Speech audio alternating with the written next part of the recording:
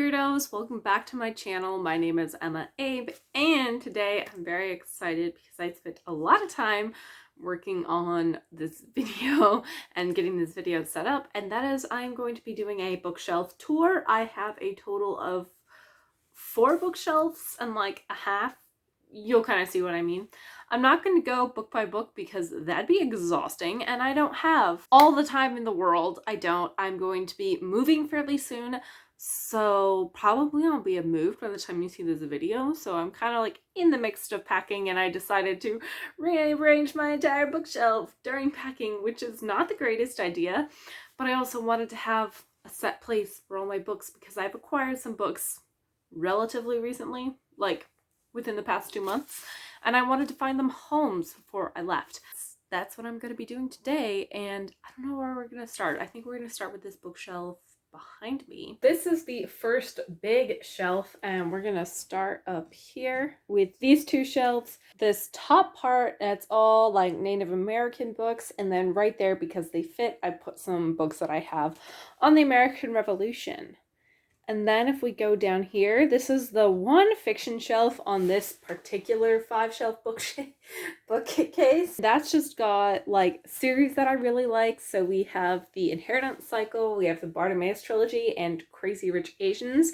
And then next to that is just like a bunch of random fiction books that fit there. Then moving down shelf, this is a lot of my nonfiction books. So we have just sort of like general history over here mixed with like some American history, and then we have some of my woman studies books right at the end, and then the thing adorning it is just a little tiny Beanie Baby that my mom gave me, and it's a Mother's Day Beanie Baby. Next shelf down, this again is more nonfiction. Wow. So at the very end, you can see the Python Pocket Programming book. And yeah, that's my little programming section. It's continued on the next shelf because I ran into an issue with these shelves that they're not all equally spaced.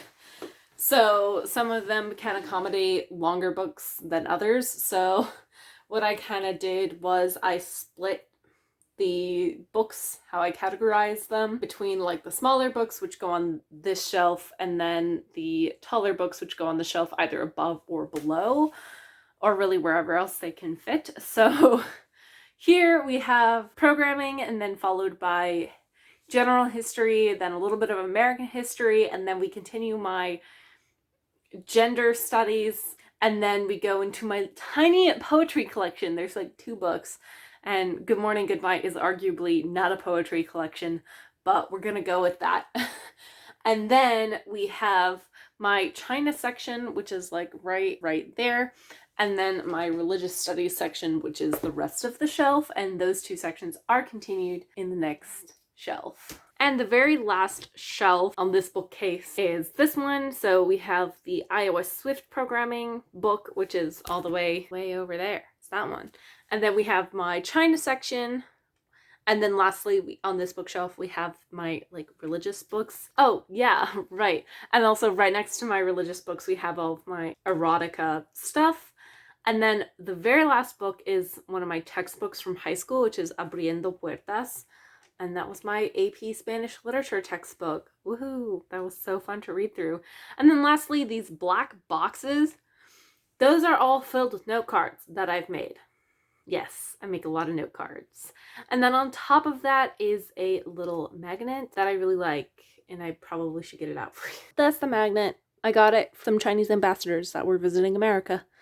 And it's a character from the Beijing Opera. I want to find a better way to display it on my bookshelf. So if you guys have any other ideas of how I should display this, let me know. All right, this is the second half of the bookshelf that is displayed behind me in my videos most times. So again, same principle kind of applies because these bookshelves, not all of the actual shelves are equidistant.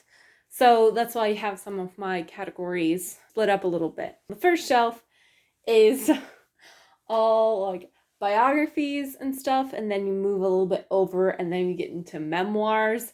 And then just because they all fit relatively nicely, it's all my World War II/Holocaust books. And then right next to that, I have my like Egyptian studies books. And then very lastly, I don't even, oh yes, you can see it. It's all in the frijoles, and I'm just like constantly confused on where to put that. I need to actually read that book to figure out exactly how to categorize that. Right now in my catalog of books, it's just a question mark. And then on the second shelf pictured is, again, a continuation of my biographies and memoirs that we have in there. And then lastly, it gets into this art section that is actually continued on the next shelf down, as well as like my death books, which honestly are like Kate and Lynn Doty books plus morgue. And then at the very last bit are 2 books that are in my World War II section. This shelf is honestly most of my anthropology books. That is the vast majority of the shelf. It goes all the way from Gods of the Upper Air to, oh, my friend's Boaz book. I forget exactly what it's called. And then we have a little bit of art. We have 3 art books, and then the morgue book, which is my death section. And the very end of this shelf is my RBG books. So my Ruth Bader Ginsburg books. The last 2 shelves I'm going to do together because I can. The top shelf is mostly my math and science books.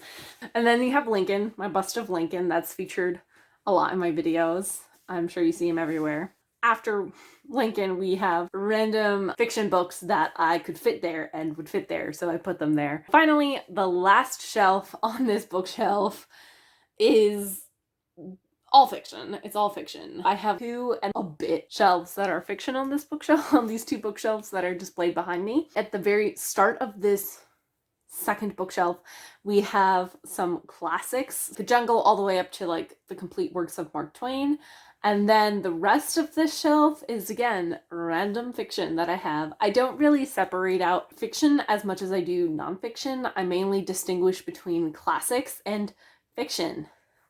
And that's really it. I know that's bad, but I don't really care. This next bookshelf is harder to display in full because of where it is located in my room. It is located right as you walk in, and I can't get a good shot of the bookshelf in its entirety from the outside of my room, or standing in the doorway, because the door blocks a bit of it. So we're going with this. This is a 3-shelf bookshelf, and you've seen it in some of my other videos that I did while I'm at home. This top shelf, all of these, most of this is my Lincoln bookshelf. So starting from like here back are all books about Abraham Lincoln or the Civil War or that time period in general, and it's all nonfiction. And then here, this bit here is just like travel books, books I've gotten while traveling, and various other things like that. Struggling here, it's fine. This bookshelf is always really fun to put together. I have a lot of fun doing it every time I put it together somewhere, because it's all of my like media stuff slash movies slash musicals that I'm interested in. So this first part here, this is all stuff that I've gotten from like theater performances or various things like that, or they're about theater performances. And you have the Hamilton the Revolution. Talked about, I read this one recently, so good, I enjoyed it. Yeah, and then you have an acting book, and then I have a VCR of Star Trek, the Voyage Home, Star Trek 4, and then the DVD of Avatar, which we love, and then we have all of these movies. Some of them I've watched, well, they're not really movies, it's more of series, and it's just movies I enjoy, series I want to watch, various things like that. Most of this was gifted to me, so that's how I display it like that. And then on the very end, here, that is all just stuff relating to TV shows in some way. So it can either be like about the art or about the making of it or spin-offs of it. It's just fun. Or in like the case of these 2, it's a lot of nonfiction surrounding the fiction. On the very end, we have 3 books that I kind of deem as like practical skills in a way. They're not really.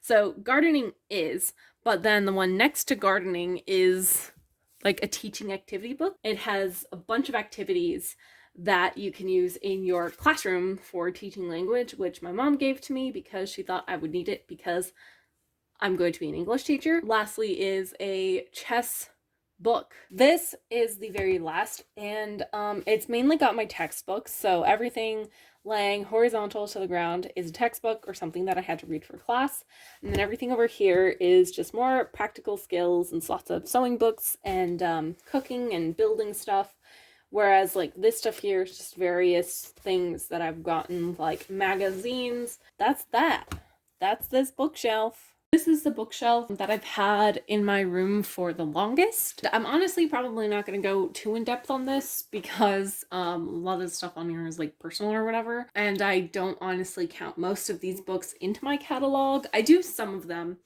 but most of them I don't. This is a bookshelf that my parents and I have kind of agreed that all the books on this bookshelf are not necessarily going to be reserved. They are for like my future children.